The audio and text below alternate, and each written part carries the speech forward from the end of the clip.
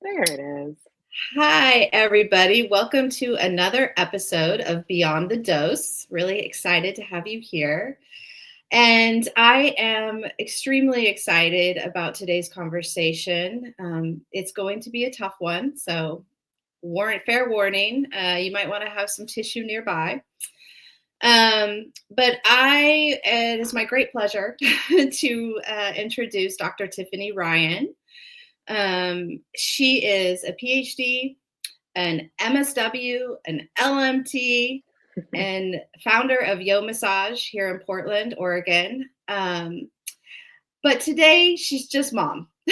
Today we're talking about the three-letter word mom. Maybe I'll let Tiffany kind of introduce herself a little bit. But Tiffany and I met a year or two ago. Yeah, I'm trying to something like remember. that. But about two, I think. Yeah.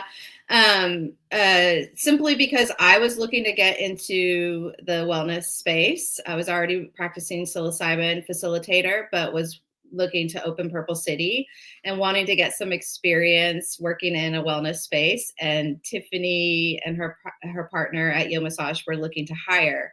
And so I interviewed for a job there. Ultimately, we both decided it wasn't the right fit, but have enjoyed getting to know Tiffany since then. And recently, Tiffany and her family had some events happen that, obviously were quite devastating. And she lost her son to suicide this last summer, right? Yeah. So July it's pretty, 20th. Yeah. yeah. So it's very fresh. Um, and Tiffany had reached out to me to explore the possibility of, possibly using psilocybin. And we met and we talked. And I've been following her journey online. And I have just been so inspired and, just very moved by your story and how you're handling, the loss of your oldest son.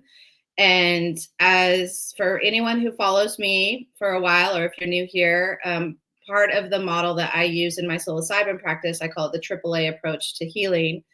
And that starts with first awareness, accountability, and acceptance. And I have never seen such a radical lean into acceptance like I've seen with you and your story and your posts on Instagram. So I'm going to pause there, but that's why I wanted to invite Tiffany to join us on the podcast. My hope is that this conversation can help others who may be dealing with the loss of a loved one, or prepare you for that, because we all will experience that at one point in our lives if you haven't already. And I just want to say I'm grateful and appreciate your time, and thank you for being so open to having this conversation, because I know it's difficult.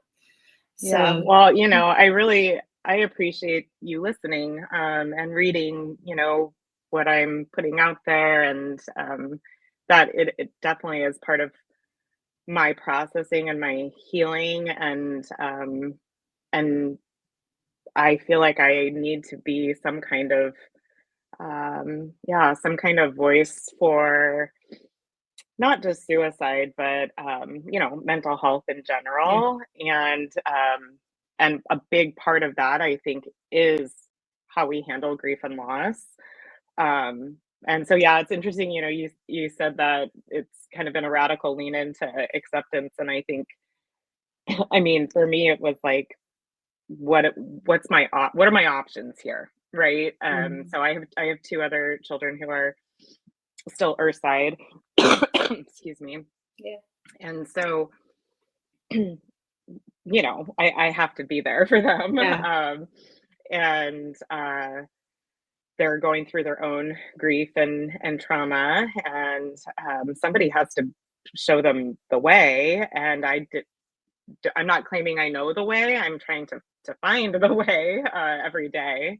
yeah, I'm kind of, doing a bit more of that, but it's sort of like, as a mom, you really only want your kids to be healthy and happy, and and doing well, right? Mm, Like that's literally it. And so when Noah passed, I I remember just every afternoon, oh, morning, I spent all of my days in the backyard in this hammock, mm. just kind of staring, just trying to make sense Yeah. of what had happened and trying to figure out what life could look like. And it just came to me. It was like the third day I was laying in this hammock, and I was like, well, okay.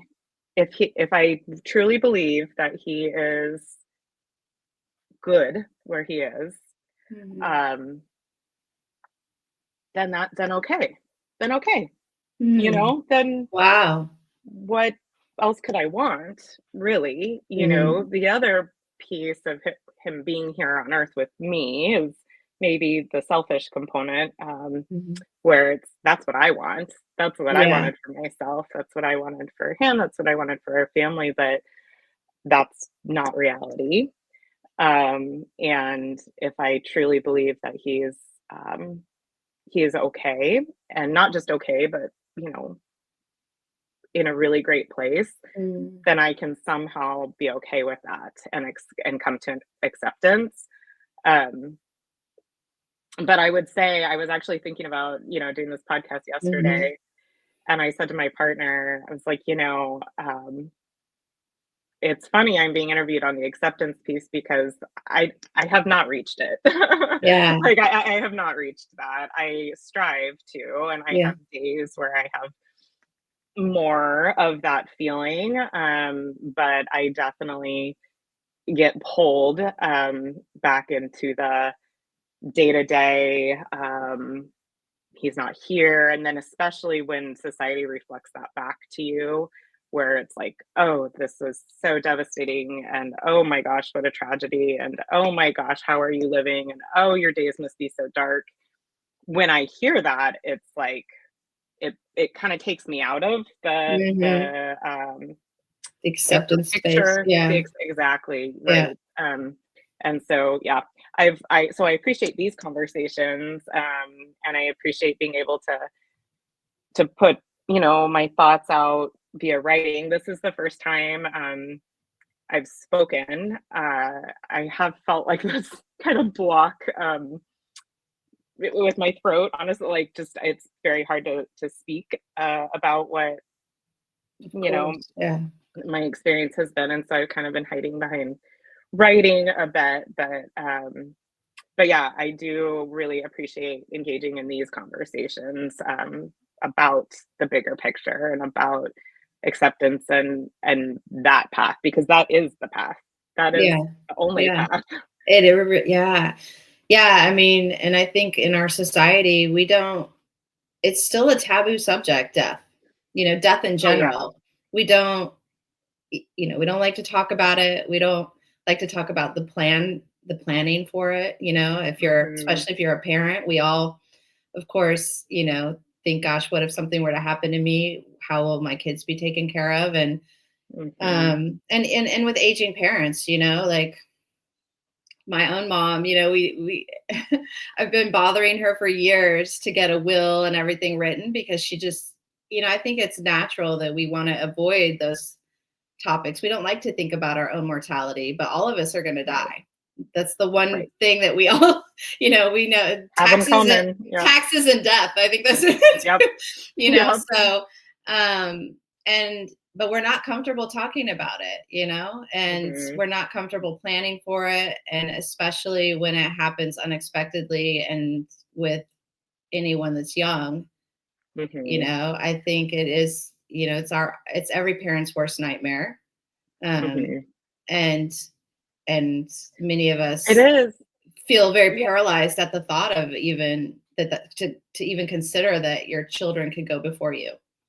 Of course. Yeah. I mean, that was definitely always my headspace. Like, I would die. I will die if something happens to my children, Mhm. and and then you're put in this reality, and okay, so that's not an option really, since I have 2 other kids. Not to say I had sometimes wish that that was an option for me, Mm, but uh, but it's not. And so then where do you go? And I've done so much. I mean, I literally, it's like the beautiful mind in my house over here. I ended up getting a huge whiteboard, and my therapist suggested I do this because I'm just like, well, there's this with the mental health, and there's this with the spirituality, and there's this with the insurance companies and the oh God. systems and Yeah.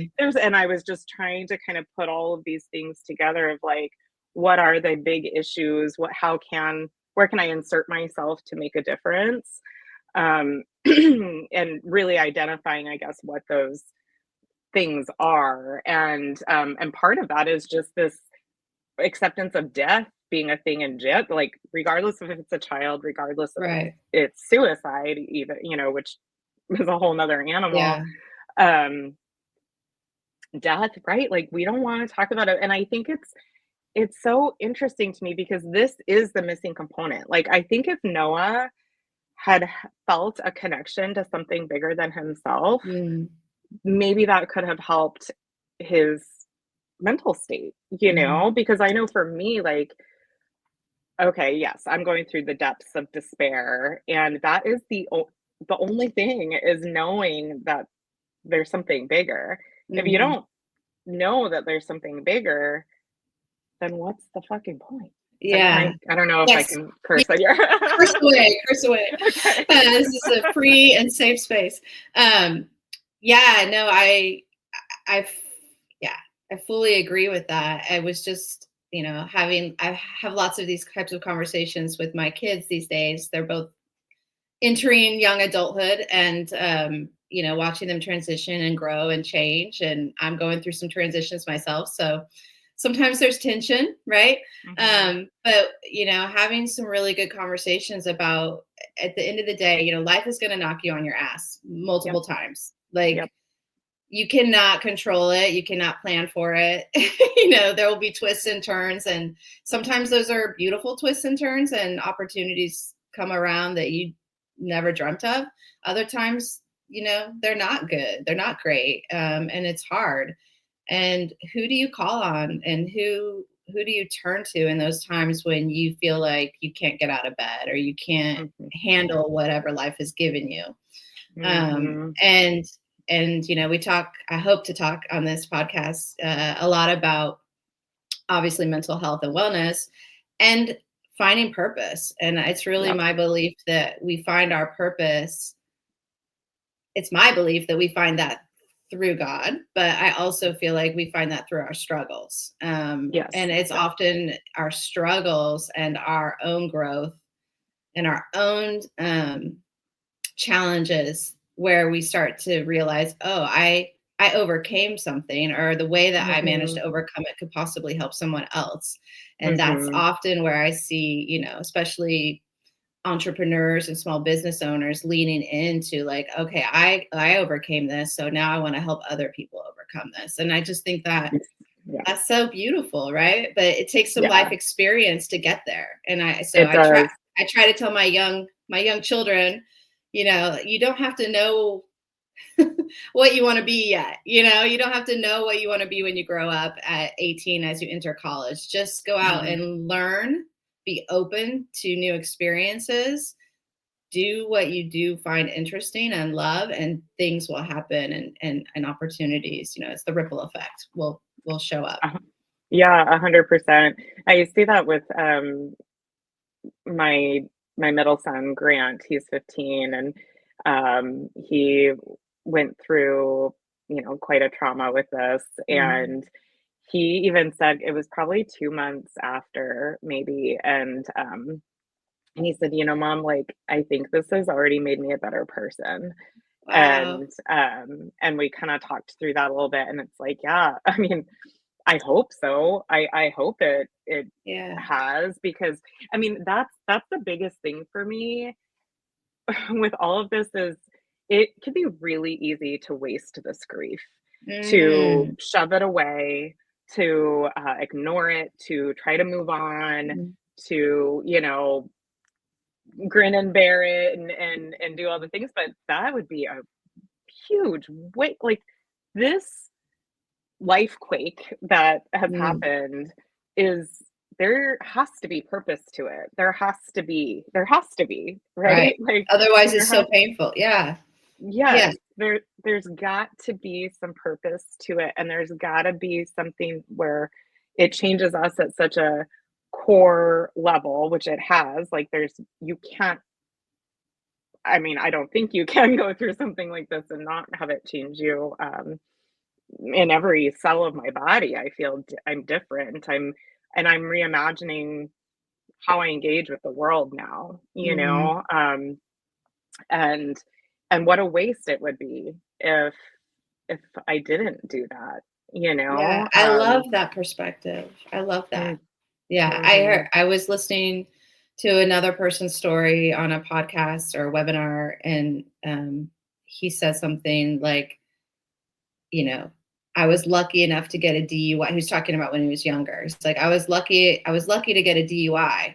And I thought, what a great way to frame. Like, most people wouldn't consider getting a DUI lucky, but for him, that was the start of a trajectory to get clean and to get, Yeah. sober. Well, And so I love thinking about it that way. Yeah. yeah, you know, it's interesting. The post I just wrote yesterday. So, my partner and I had gone to the coast a year ago, to do our, like, you know, goal setting and intention setting and what do we want for the next year. And so we went again this year, and we just got back, and I were sitting in these chairs overlooking the ocean, you know, and I looked back. I was like, "What did we write last year? You know, Mm, what was that? Did anything happen?" I mean, this year's been such a a clusterfuck blur. that, like, Yeah. you know, but I opened it up, and it's like I almost couldn't even put words to how I was feeling, but you know, I had things like, it was just so specific and not meaningless. I mean, the things had meaning, but it was like, you know, They take a go to y different, yeah. yeah, go to yoga more, or like, you know, whatever. Like, it was, and that's good. Yoga's great, you know, I love yoga. But, you know, go travel to these 3 specific places and, you know, make this much money, and I just looked at it and I thought, "God, that's so weird." It's so weird. My brain's not even in that space, No, not even you're close on to a being in that. different plane. Yeah. Yeah, and I thought I cried a bit, and I had this longing for, wow, that was a nice space I was in last I was year, gonna like, say it's some kind of innocence almost. Like, it's exactly, like yeah. the grieving of that lost innocence after this life quake. I love that term. Yeah. That, and but then also at the exact same time, grieving that innocence and kind of longing for, wow, that that's a nice space to be in.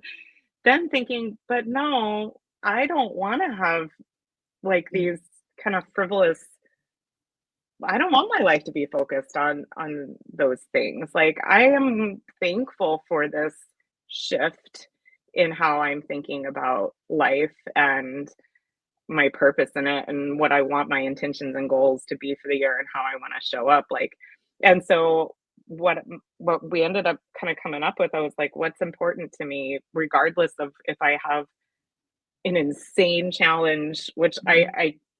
I can't even really say that, because, like, this challenge that last year gifted me will be my, I hope, my greatest challenge for the rest of my life. You know, Mhm. that's, it's not something where it's like, oh, that was 2024, you know, like, No. no, this Yeah. is, you know, but I don't, like, presence was one thing that, you know, just being in the present moment. Um, I know it's simple, and I know we talk about this a lot, But right? it's But it hard. really is, like, it's huge, because if I lived in the past, um, that would be That's where the really, suffering really is. hard. That's where the Yeah. suffering, and the for me, the future is where the suffering is, because I lost that future Mhm. with Noah. And so a lot of grieving parents do this. It's a weird thing. This is the group I'm never thought I'd be a part of, but there's kind of some specific language that are used in these groups. And one of them is, forever the age that they died at. And so, Noah would be forever 16. Mm. And I was like, gosh, that does not sit well with me. I don't like that. I don't like that. And I don't like if he were alive today, he would be doing X, Y, Z, because that's not reality. Mm-mm. It's just not reality. The reality right now is that Noah is in his full power. Mm. He is pure love. He is everywhere. He is connected to me still.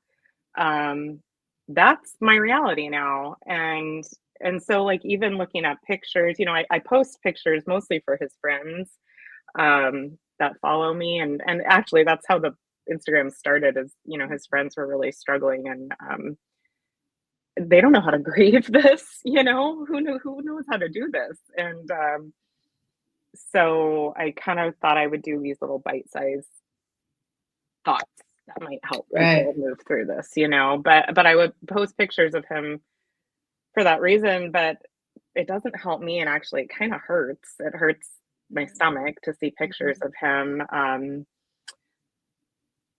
But I can have pictures of the signs I receive from him around me, and that really brings me a lot of joy and comfort. And, like, again, I mean, I guess this is part of the acceptance, right? That I'm accepting what reality is now. Yeah. And now I have a different relationship with him. And I actually, there was a book that set me on this road of thinking this way. And it saved me. It really did save me. A mom who I did not know, her son knew Noah though. She just dropped this book on my doorstep the week that Noah had passed, and Wow. it's called Together Forever, and the author's name is Anna Marie Enia, and she happens to live in Portland. Wow. Yeah, so I started reading it. She lost her son, Sal, to a motorcycle accident, I think 11 years ago now. But she sat in meditation for 10 hours immediately when she found out, and meditated on acceptance. Wow. Yeah, Wow. yeah. Wow. And she came to accept it. And she said, people look at me weird, like I've just been in denial this whole time. She's like, but that's not true. I just have chosen a different path. You don't have Mhm. to go through all of the torture, you don't have to. I do feel like, for me, it's not, well, I mean, the depth of emotion can sometimes feel like torture, but it is important, obviously, to still feel the, like, Mhm. the gravity and the weight, and this was The massive, the right? sadness. Yeah. The sadness, yeah. My situation is a little different than Anna Marie's, because her son had a motorcycle accident, and I I discovered my son's body, that was the trauma component is Yeah. like a whole nother animal, Um, but and so I have to let myself work through all of that, Yeah. while also still coming back to the acceptance piece, because, right, like, non-acceptance is suffering.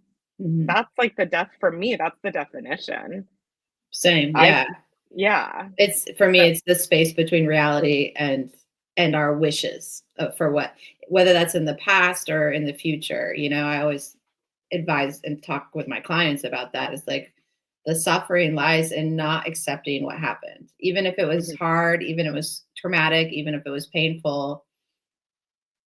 If you The wishing that it was different, the wanting explanations for it, I think that's very human. Like, yeah, why did that happen? And why did that person do that thing to me? And why would they do that to me? Or why would they act that way? Or why, you know, the whys.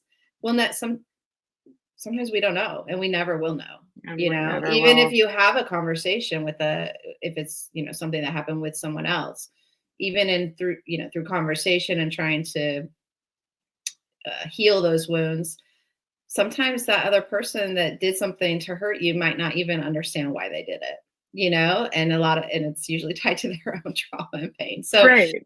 Yeah. you know, I think as humans, we want to know everything. We do. We want that's, you know, that's our pursuit of knowledge and science and all the things that we do, you know, is yeah, but Yeah, our the truth rational is we brains. can't. We will never know everything. Right. Yeah.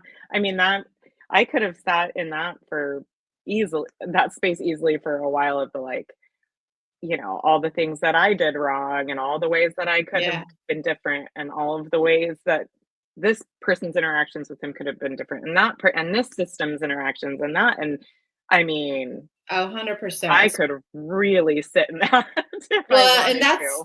and that is why I was so inspired by you, because I think for as a parent, the thought of losing a child is already devastating enough, but the thought of losing them at their own hand, and the idea that they were suffering and you didn't know, and you couldn't proactively get in front of that and help. It's like, as a mom or as a parent, oh man, the shame and the guilt and all the things that we would, you know, that would come Yeah. up. So I would love, like, how did you, because I think that is what I think was so inspiring to me in your story, is like, how did you move through that? Because I know you do it, you know, we all do it, but how do you help yourself move through that and find forgiveness? Because Yeah. I think that's really hard for a lot of people to forgive themselves, but especially, you know, under this circumstance. Well, I think, you know, I have given quite a bit of thought to what could have saved him. Mhm. And I don't know. The Yeah, answer is I don't know. I still don't know. yeah. And we, you know, we knew he was depressed. And we had him in therapy. We had started him on medication, which is a whole nother conversation. I just, side note, don't advocate that with my knowledge that I have now. Mhm, I think everyone's just like therapy, medication, that's the answer. And mhm. from all of my thinking about this, that I don't think that is the answer. I think it's much deeper than that. We're masking a lot of things, Mhm. the root cause. But yeah, with Noah, I have given a ton of thought to this. How could I have saved him? And I think coming back to the acceptance piece is that Noah was his own human. He's his own soul on his own journey, Mhm. and we don't have control over other people, We do. even our kids. This is so true. So that was a really hard reality to accept. That's extremely hard. You want to protect your kids, you want to save them, and there was no amount of love that could have saved Noah. Yeah. He was so loved and he knew it. He knew it. He was very social. He had a lot of friends. He, I mean, he and I were very close. We, he would stop me in the hall or the kitchen or whatever, and ask for a hug. And Mhm. as a teenage boy, Yeah. ask Yeah. ask for a massage or um and so we never fully know someone's own personal reality, right? So we can only know so much of what somebody's feeling and going through, and also there's only so much we can do to help. Yeah, and this is where I feel a little stuck in terms of like how to help in the I don't know if it's a community of suicide, but like, Yeah. for folks that are dealing with their own kiddos that they know are struggling, because it's like, okay, well, what would you tell me to do or how could I help? I don't know. I don't know. I don't think that there's always an answer. Um, I really Yeah. don't. Like Noah had every every opportunity, everything we could think of to help him. So, um, and that's a scary place to be, to feel like that there's not an Yeah, answer or a yeah, solution. But I think for me, knowing, just continually coming back to knowing that how much I love him, not loved. Uh, that's the only place I could be. Like my therapist at the beginning, where I was like, oh my gosh. I mean, I went back to in utero. I was like, I was stressed out when I was pregnant with him. oh my If I had gosh. done a better job of managing my stress, and then I was working and I was building the spa, and I had too much focus on my work. And if I had only done, and I did definitely go there Yeah. at the very beginning. And I remember my therapist said, well, can you at least say that you did the best you could? And I said, no, I can't say that, because the best I could wasn't enough. And I cannot say that. And I said, well, she said, what can you say? What do you think you can say? And the only thing, and to this day, this is the only thing that I can say, is that I know I loved him more than anything. I know that.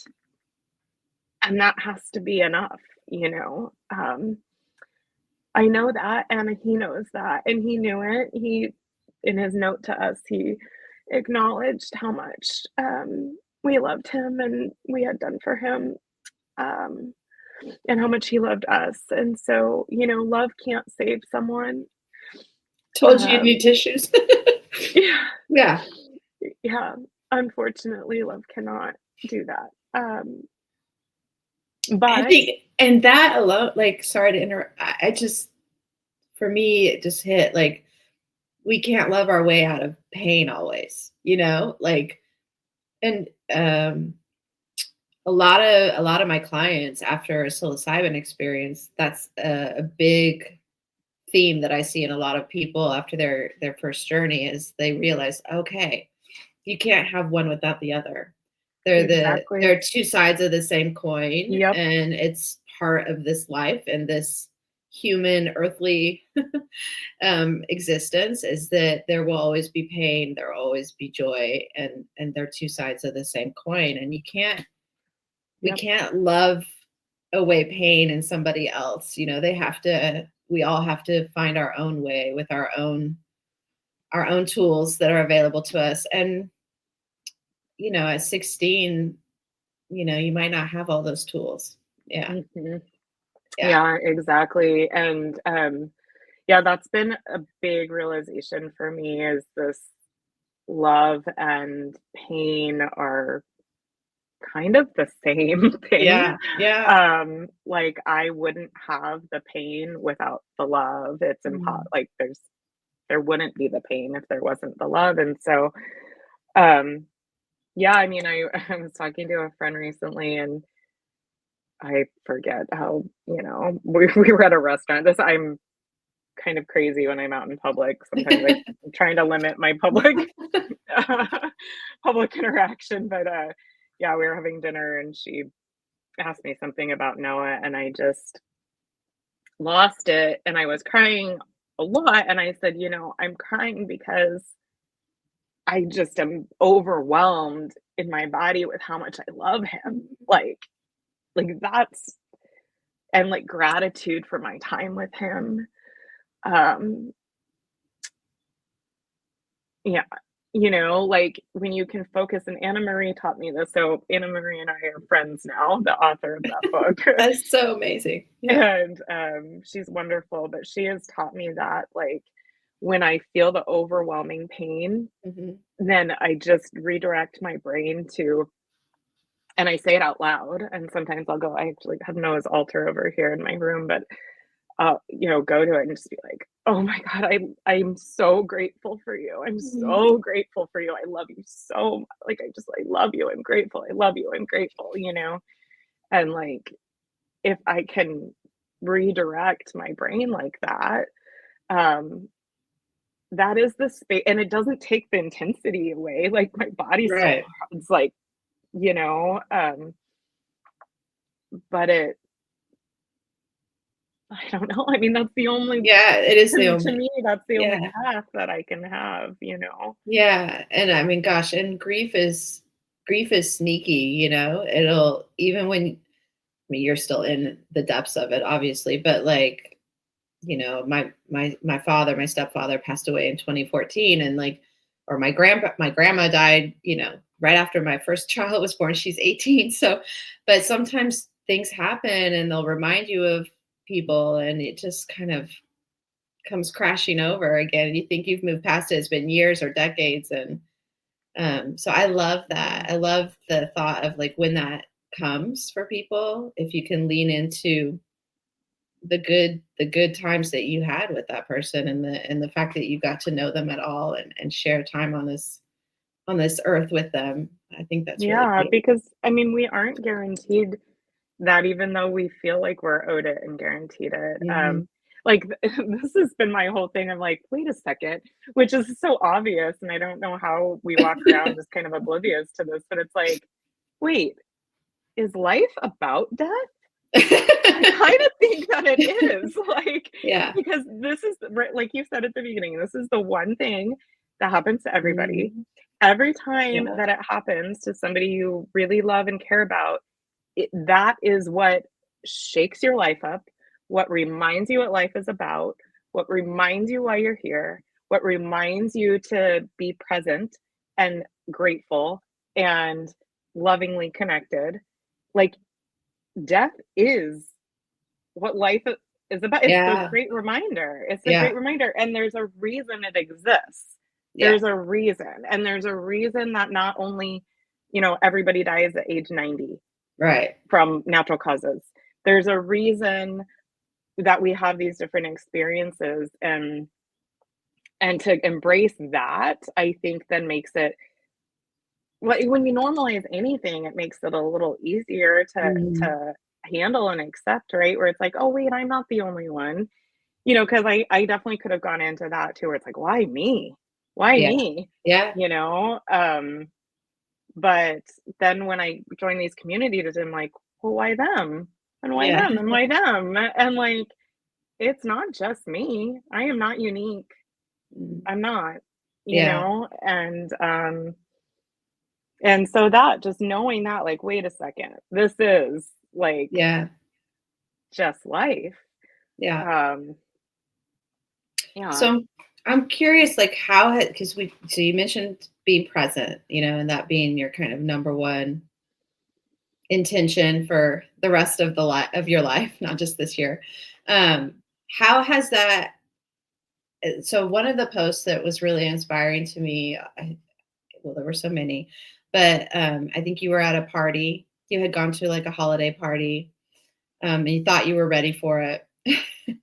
But then, being in the company of other people and seeing, I think it's, gosh, seeing other people's reaction to what to your reality, your current Yeah. reality. Mhm. Um, can you talk about like how do you remain present when those emotions are so overwhelming and kind of take you right back to that moment when you found Yeah. him, or, a special memory from the past or something? I don't know if I'm very skilled at that, really, to be honest. Like, that I one of the things that has come to me from all of this, um, I mentioned Noah had a lot of friends. He was very well loved. But he had told me that he felt alone. Mm, Um, you know, and I just wrote about this the other day, how you can feel alone in a crowd. You can mhm, feel alone when somebody's right next to you mhm. if you aren't really connected, That's right. on a, vulnerable or kind of deeper level. And sometimes it feels even more lonely when you're in a crowd and you don't Mm. feel connected than if you were just by yourself. Right, because you think, Um, "What's wrong with me? I'm surrounded by all these people, but yet I still feel, what I feel." exactly. And so yeah, being interacting with people, like I said, is challenging if folks are in the headspace of death is the worst thing that could possibly happen, and oh my god, like poor you. That's not helpful for me. That's really hard to be around that energy. And so, what I've been trying to do, organically, how it Mhm. happens. Sometimes some people it's easier to be like this with than others, but or environments. Some environments make it Sure. easier, but to really just like be real, Yeah. like Yeah. to just be very real and allow other people to be real, because then it's like, oh well, they didn't lose their son to suicide. However, like, I mean, actually just at the coast this weekend, oh my gosh, it's like every time I'm in public, this is, I really try to limit my public time, but like there's this like happy hour, and this woman is just like, "Hey, do you have kids? Do you have kids?" And Mm. I was like, "Oh my god, I hate that question so much." I still don't know how to answer that without making people uncomfortable. Um, because if I just say, "Yes, I have 3," then they wanna know all the details. "Oh, Right. how old and where they go to school and what Right. do they do?" Yeah. And da, da, da, and Yeah. so, but I remember just being like, "Oh, man," and then they started talking about, somebody who had died, a boy, an 18-year-old boy who had died at the coast, just kind of outside the door where we were a few years back, and they're, "Oh, can you imagine, da, da, da, losing a child," and I'm listening to this conversation, and I started to feel sorry for myself, Mhm. and, I was like, "God, I'm the only person," it's like they're just having this conversation as if, like, yeah, they have no idea, Outside them. Yeah. outside of them. And then later, though, I talked to one of the women, and she said she was, telling me about her adult son who's in a care home, who is, morbidly obese and has neuropathy, and his, feet can't function, and he's been there for years. And I thought, oof, she knows grief and loss Yeah. with And a he's still child, here. and he's Yeah. still here. It comes in Yeah. all shapes and forms, and then that her sharing that then allowed us to have a different kind of connection, Mhm. right? Where you don't feel alone, Yeah. and you can kind of be, yeah, I don't know. I mean, I think I just really feel like this like authentic sharing and not trying to be like, oh, my life is perfect. And, you 100%. know, that's how you get through life, and that's how then you ultimately have like real relationships I that can sustain you. Yeah, no, 100%. I think, like, I don't, who Brene Brown is? Oh yeah. Yeah, yeah. Hmm. So big fan, right? Been Yes. following her for years and years, read all the books. And intellectually, I think I know and agree that vulnerability is like a superpower, and doesn't show weakness, actually shows strength and courage. I know this, like, up here. But it took me a lot of years to really kind of embody that and understand that it's actually when we are vulnerable with others, that is how we connect. That is how we create trust. That is how we build intimacy. Yep. And so if you're unable to do that, that can be a very lonely life. And gosh, I think it's an epidemic right now. Especially with young people, Yep. with technology and phones, and then of course the pandemic kind of Hmm. Hmm. exacerbated that. But I'm not sure. Like, I watch my kids sometimes. I'm like, are they connecting with their friends like on a deeper level? I think they are, right? I think they are. But sometimes I watch them. They're in their room together. They're all on their damn phones, and I'm I like, know. put those fucking phones down Yep. and interact with each other. But I see adults do Yep. the same thing, quite Oh honestly. yep. Yep, I we do. I Yeah. know. Eh, This is, oh, go ahead. no, I was just gonna laugh. Like, my mom's the worst. Mom, sorry. Mom, if you're listening, sorry. But yeah, no, my mom's always on her damn phone. And like, we've always had a rule in our house with our kids, no technology at the dinner table or at any kind of table when we're eating, right? Um, and my mom's the worst. So I'm like, Mom, can you put your phone away? Like, I have this rule for my kids, but like, I yeah, know, I yeah. know. I mean, we all have it, and I'm trying to make this a conversation with the kids, and actually, my son Grant and I are. well, I've been trying to figure out what I can do to help the kids, Of and course. mostly would not, I mean, yes, their grief for Noah, but, depression and anxiety in general. I mean, 1 in 5 kids is depressed, and the medications, that we use for that are not FDA approved for youth. It increases suicidality, for many, and so, that's not the answer. I think, the root cause of a lot of, this depression and anxiety is disconnection, Yeah. um, and disconnection from their themselves. I have kind of this tiered thing where I realized it's like, we have to know we're connected to something bigger, to each other, and to Mhm. ourselves. Mhm. All 3 of these are important, and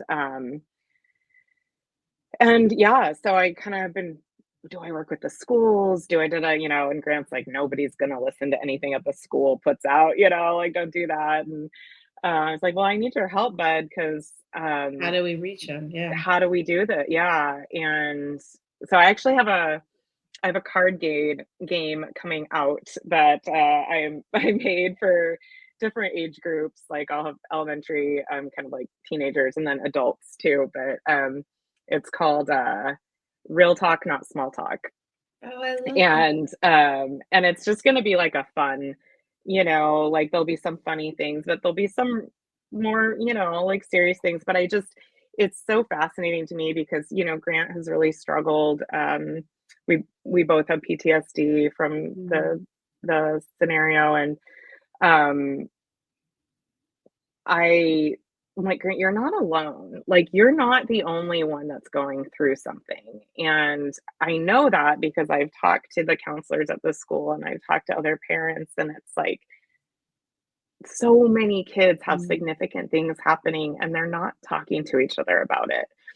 And, it's crazy to me that we're all in this, like, these silos dealing with life. Yeah. Uh, I mean, it's rough. the adults I see in the work I do, I mean, so it's become very clear to me that so many of us spend so much time up here. Like many people, their whole world is here between, it's up in their heads and they have a Mhm. very full life happening. Yes. But it typically is, it's very circular and it's very focused on self and and I think what many of us, I think what the other common human struggle, I think, is self love, and Yes. many of us don't find that until much later in life, unfortunately. And I think we're taught, and it's natural. We're taught to seek outside of ourselves from the time we're small.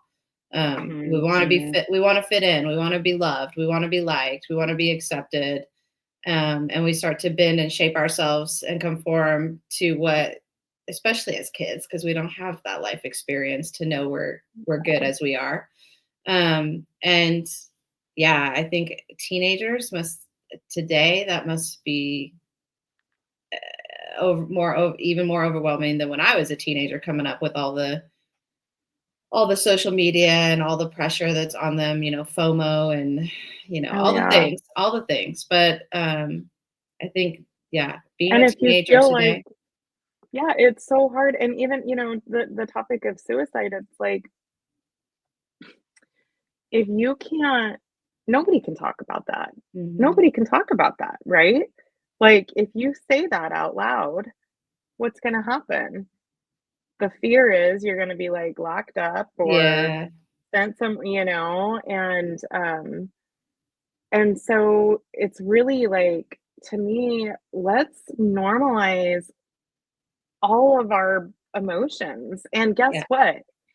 I There is a very high percentage of people that have thought about suicide. yes, Not yeah, maybe that have tried it or, have died that way, but that still is a pretty high number actually. yeah. When it's like the top 10 leading cause of death. So, like, it's Well, not like yeah, I that mean, all those numbers are uncommon. climbing. Yeah, they're all climbing. Addiction rates are climbing, right? I mean, all of that. So, But um, yeah, it's like yeah, this isn't.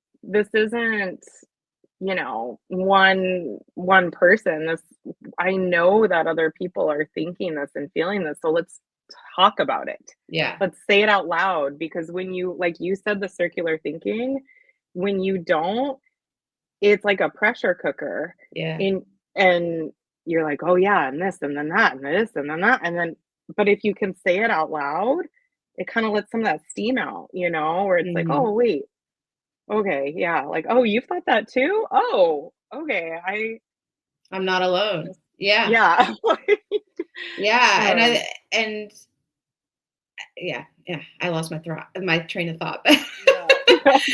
Yeah, I think, gosh, thank you so much. I just am loving this conversation. So, Oh, good. I mean, how, like your middle son said about, mom, I think this has already made me a better person. I mean, how are you?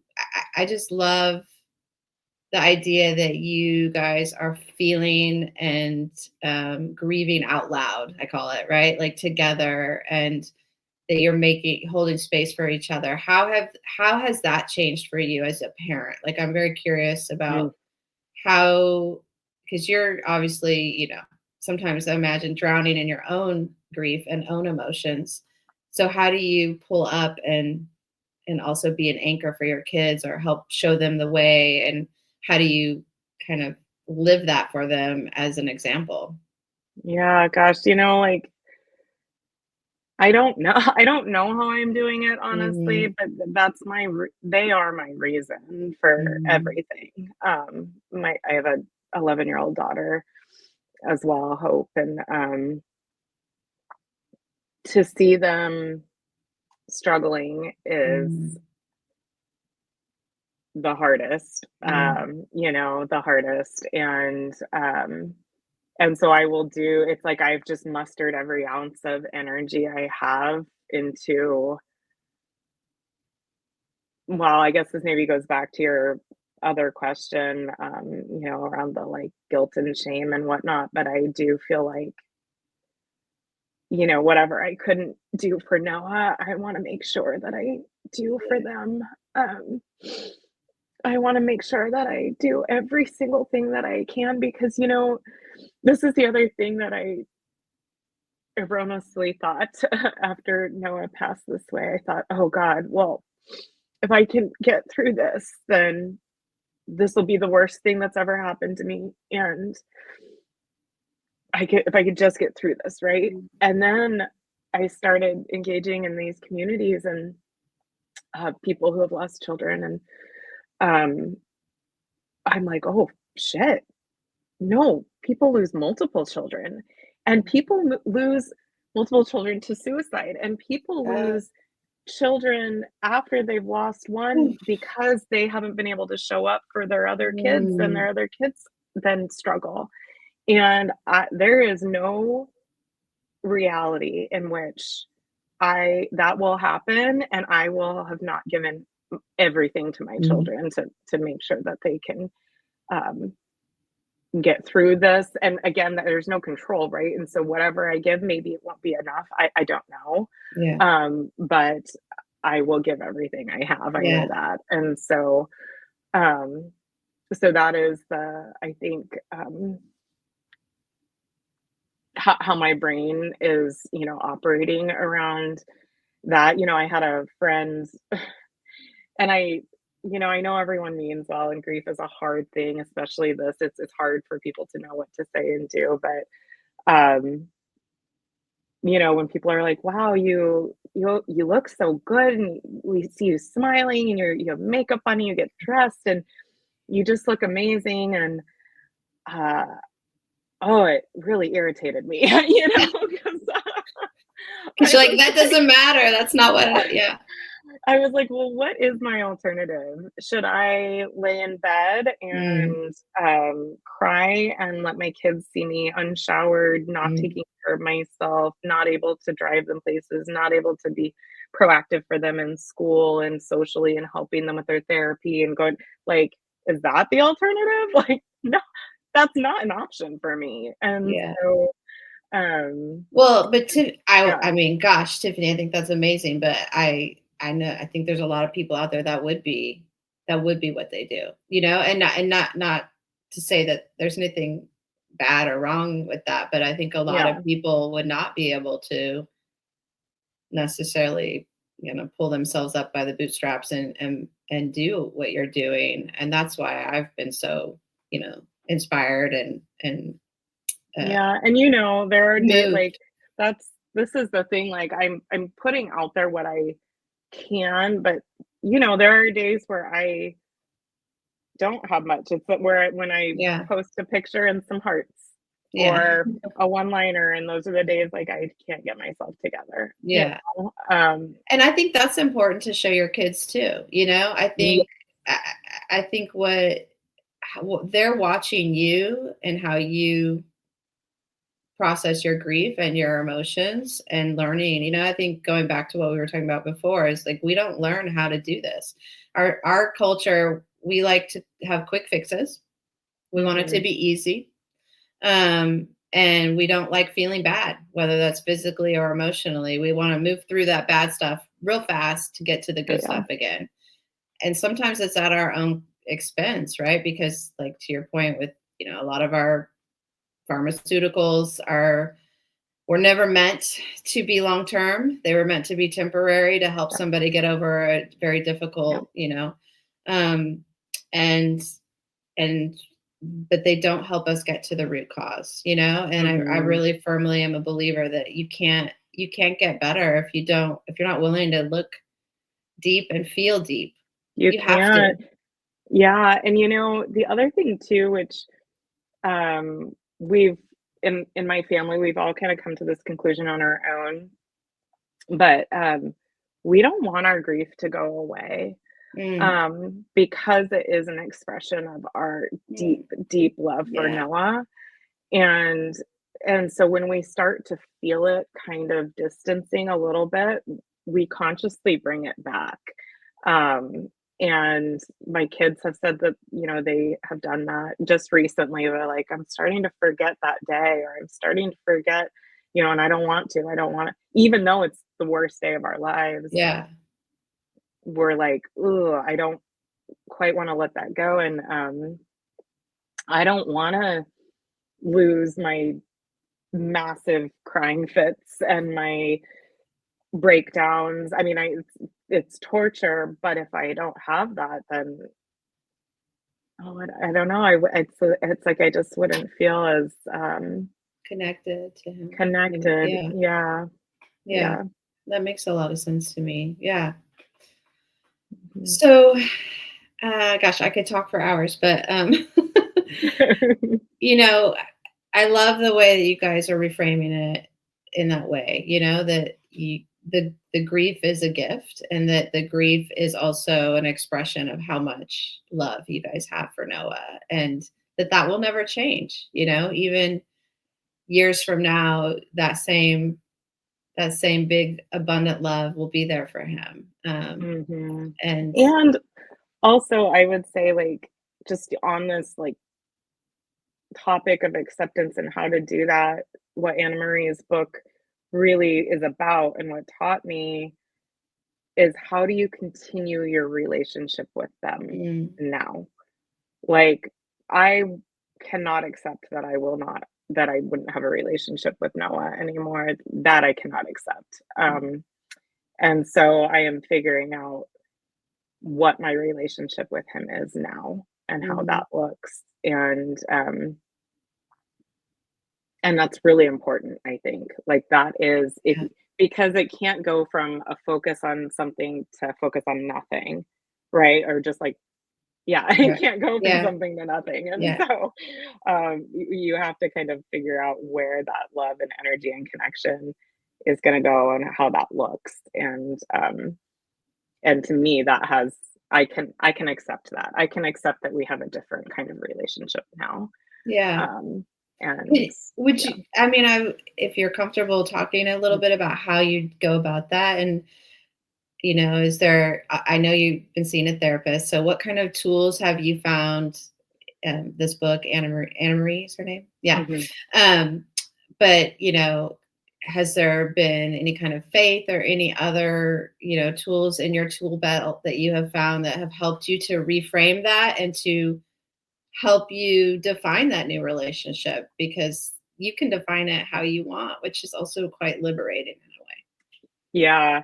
Yeah, no, a ton, and actually, you asked if I had anything I wanted to kind of promote, and I was like, Mhm. "Gosh, I don't really know what I'm doing right now," but I do have this thought, and I have kind of an outline for it of, when this happened in my life, I didn't know where to turn or what to read or what to seek out or who to seek out, and I did not. I was I don't know, I would say I was maybe a little bit spiritual after my dad died. I was 18 when he died, but, I was raised Catholic and had kinda Mm, dismissed that, mm, a long time ago, and so I really didn't have a strong sense of thought, life was about or what happened after death or, mm, but, and so I really had to put that together for myself, and it's taken a lot, really, and so I have this idea of kind of like a boot camp retreat where, if you're grieving or if you're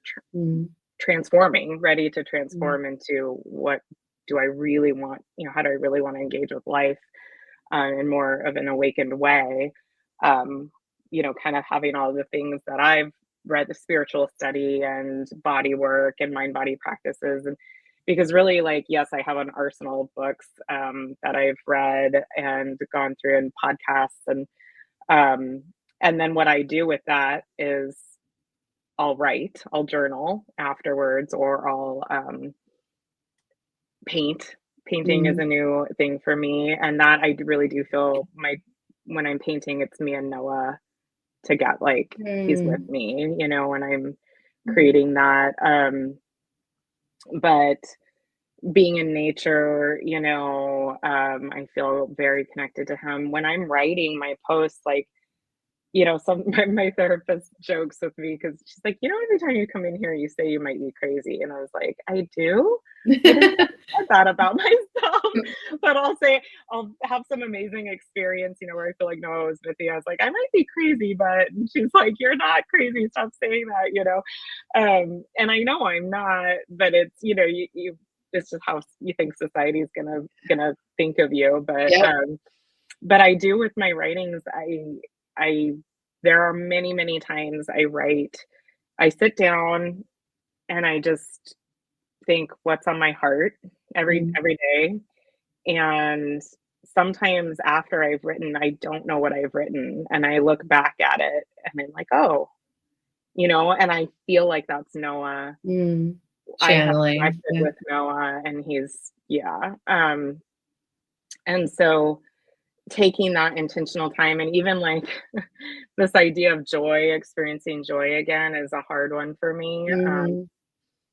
And recently I've been like, okay, this is what I'm going to do. I'm going to talk to Noah. And before like my boyfriend wants to go on a date or something, right? And I'm like trying not to be the most depressing person in the world.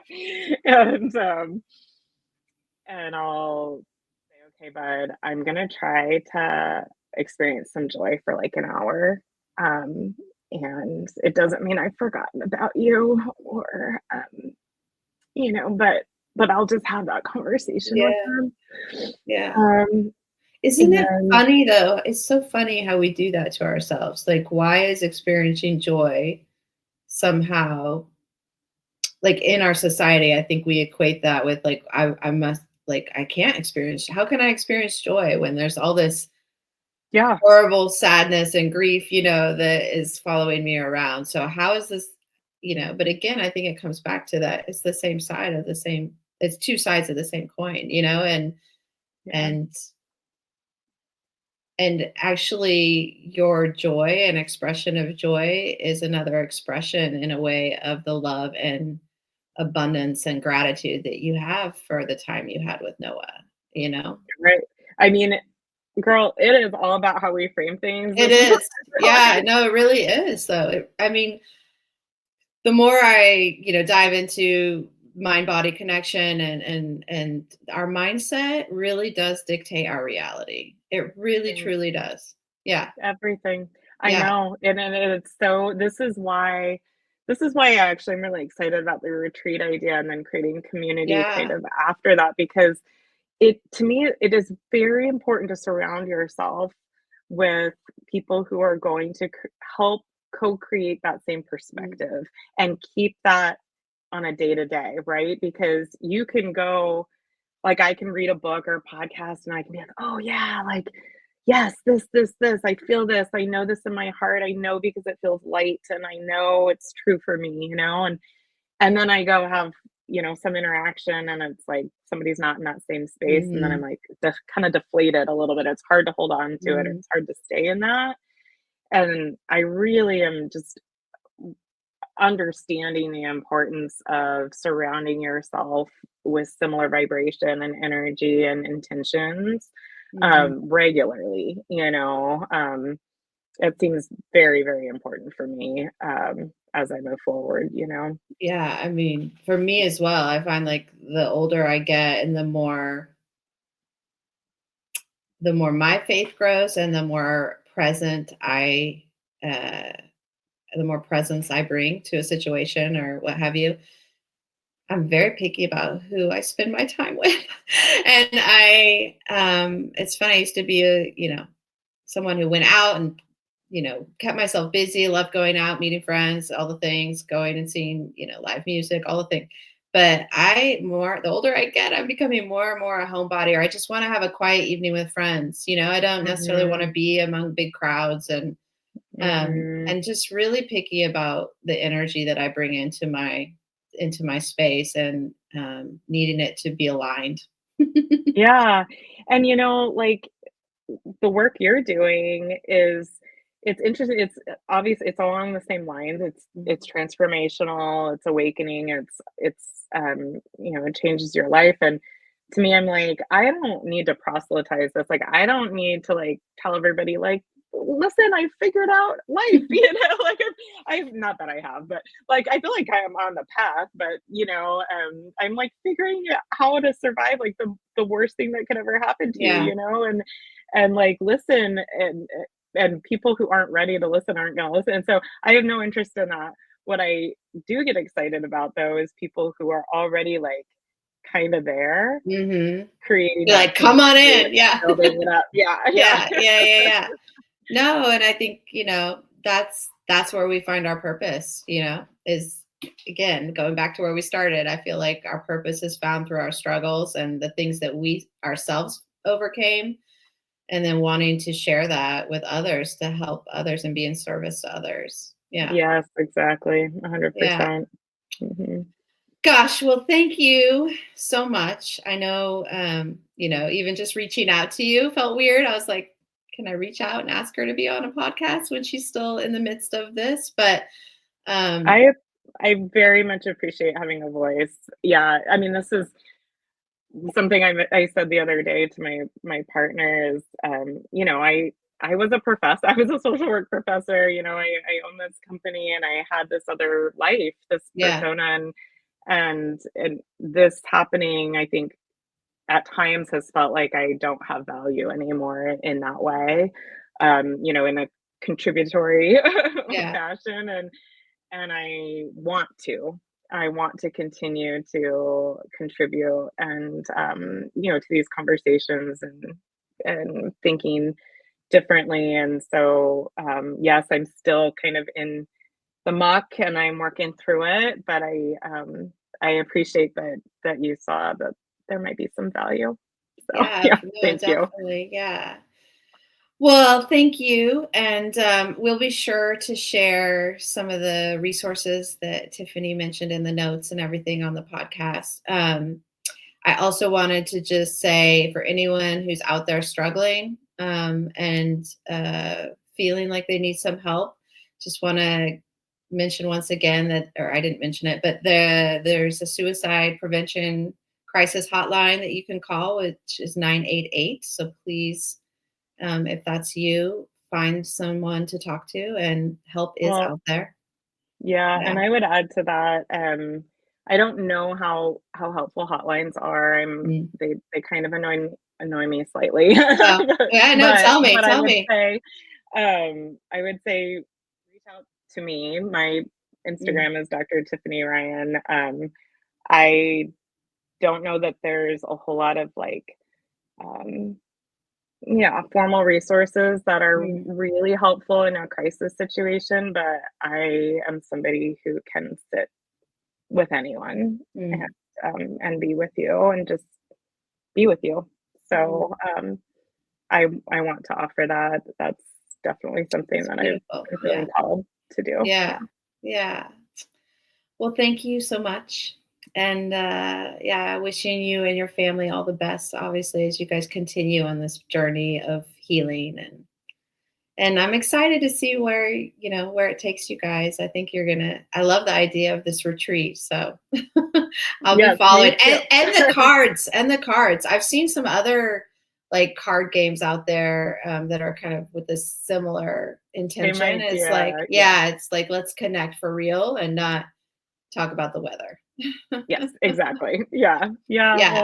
Well, I don't have anything formally out, but my Instagram is where I'll eventually, launch things from. So, Yeah, and I encourage anyone who's out there to follow Tiffany. Even, if this is not something that you're dealing with right now, I myself have found so much truth, like hard truth, and also, again, inspiration from your posts and just really in awe of how you're moving through this and sharing it so real and so raw and so vulnerably. I think that's really what we need. We need more conversations like that publicly, yeah. especially for our teenagers who, again, are not taught how to feel their feelings. We're not taught how to do that. Yeah. Not really. Yeah. 100%. Yeah, engage in the conversation on Instagram. I love that. That's wonderful. Yeah. Well, thank you so much. And yeah, thank you. Awesome. Yeah, thanks, Michelle. All right. Thanks, everybody. And thanks again for listening to Beyond the Dose. We hope that this conversation touched you today and moved you in some way, and invite everyone to be part of the conversation. Thank you.